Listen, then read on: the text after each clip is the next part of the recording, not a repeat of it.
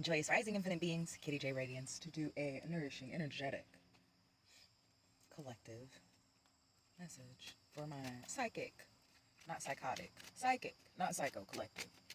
The infinite beings willing to stop calling internal facets of them names to where they don't have to project calling somebody crazy or psycho, because that's just you talking about yourself. Yes, that's expansive, but I know that collective exists. Soul essence, infinite creators that created us all. What is the message for this introspective collective? Doing the innate internal work that nobody sees, willing to no longer pluck their petals, watering the seeds, allowing them to grow, seeing, catching the bemoorings instead of those less-ons, because you deserve for that bliss or that perfect happiness instead of that be less or protection from a deity. And while that protection from a deity is great, you were made by infinite creators that created us all. You weren't birthed into this space by a deity. So I prefer to have the infinite creator's protection, or some deities that I can see that aren't aligned with the generational distortion that has been perpetuated in conditionings for centuries after centuries. That is not okay. Soul essence, what's the message for us today? We're doing clarifying cards? Anything? I should have took her. But if I was going to, I was going to. Just remember that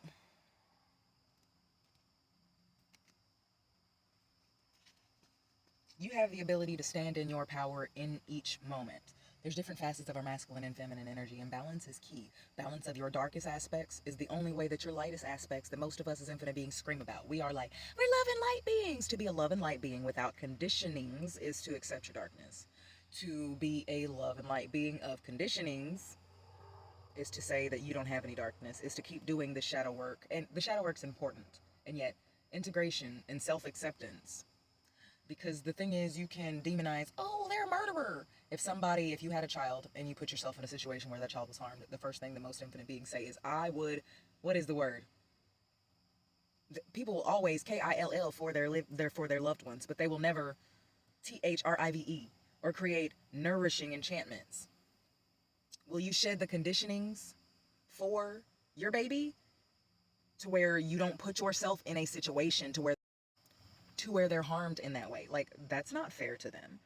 And the cognitive dissonance of it is, oh, well, no, you put your child in that situation, the same type of situation that you were in, and that's why you're experiencing that same type of thing, because you're still stuck in those conditionings. When you get to remember that you are the world, and that the infinite creators that created us all, with the world, the infinite creators that created us all, you can triumph over these conditionings that have taught you to shade your innate essence as you do, with innate success and happiness. Because when I say that success, if you ask each infinite being that exists and breathes as an infinite being, which is a soul having this human experience full of innate magic, innate creativity, and innate abundance, each person will say something different of what success is. And then infinite beings who are still loving the success definition and conditionings will tell you it is making a whole bunch of money, doing everything that you desire, which, well, and honestly, I've never heard anybody say it like that.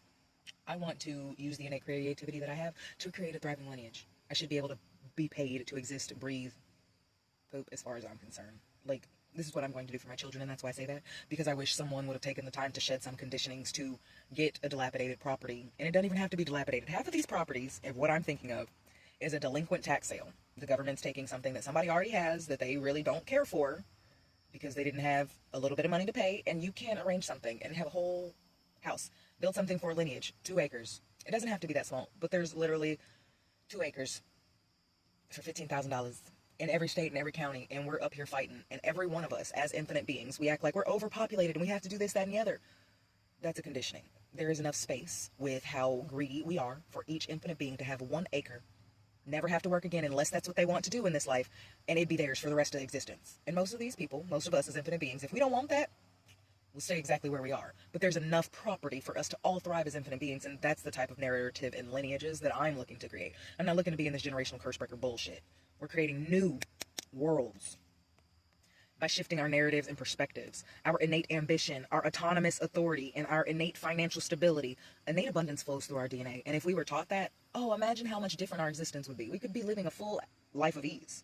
And innate achievement, anything that you want to do in this life that you take moments to practice and cultivate, confirmation, are yours, are growing. It doesn't show up when you think that it should. It shows up exactly when it needs to. Exactly when the best pronounced moments where the infinite opportunities continuously flow through. So soul essence, was there anything else? Are we clarifying? Yes, we are. You have a change of fortune because you're willing to do the innate internal work. You're practicing saying more balanced things. I'm not saying you have to say grand rising. But good morning is not creating a frequency of thrivingness for you, even though it's normalized. So changing your narratives, changing your speech, because we get to be so floral and poetic, and yet we choose restrictive enchantment, speaking disease over our essence and regulatory systems. This new cycle is commencing with progress. There's really no going back.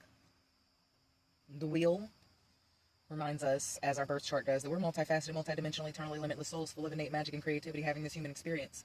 For me, I might be a Virgo cusp, but I'm also a Scorpio, a Sagittarius, an Aquarius, all the babies, innately.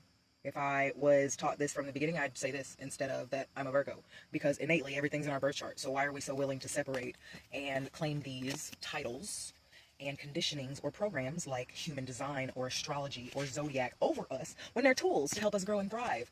If you're willing to use one, you should be able to pull a little something from all of them, get curious about it, pull it from your DNA, and tap in with your innate eternal essence instead of allowing somebody, something, some energy to tell you who you are, what's going to happen. And while these things can be used as tools, you tapping in with your innate eternal essence is so much more important than only claiming this aspect of you. We're going to get in touch with our internal body because it's a requirement for us to expand in this lifetime. But we have an in alignment card in there. I speak to and am fully innately aligned with my infinite mother and the infinite creators that created us all, that help us thrive in this place. With all in this energy, these energies provide for us. Period. For me, the infinite mother is nature, earth, Gaia. That's all. That's all. I manifest my innate ability to let go of the projected need for social media illusions. I am provided for, safe in all moments. I let go of all need for imaginary competition. Thank you now. Self and soul are aligned in balance. I say this because if you build all this content and pieces of your happiness, what is aesthetically pleasing to some external infinite beings from you, you forget what is aesthetically pleasing to you. And not aesthetically, because if you look it up, that by definition, so what is innately pleasing to you? Do you want to be making that content? Do you want to be sharing only that part of your experience, or do you want to be doing something more? Because you get free will, choice, and innate internal intuition to do this. You get to shed those conditionings so you shine brighter in your innate essence. With us aligned with these illusions, while we do need it and it helps being seen, the algorithms could show every one of us as infinite beings. To every infinite being a billion times, giving everybody a billion views, and yet it's not programmed in that way. There's competition built in it and around it, and it will continue to be that way for the end of eternity. And that's okay. But we get to create new narratives around that, and you don't have to allow those absorbed illusionary distortions to rule your existence. Because I've also seen where these are huge accounts. We do exactly what they want, and then one yay, we're not doing exactly what they want, and they shut down the account because we still have a mask on. And we need to learn that that wasn't for us, that we weren't actually creating what we wanted to, that we weren't living how we wanted to, that we were still living as our parents taught us, and that's not how we shine. That's this, in my beautiful analogy, which I absolutely love. You might think, I need to do more, be more, I need to act like this person because I saw this, and please, yes, and I need to follow this, and they said that I need to manifest this way, and this information, what this guru said, and what this teacher taught me, and all of that is shade.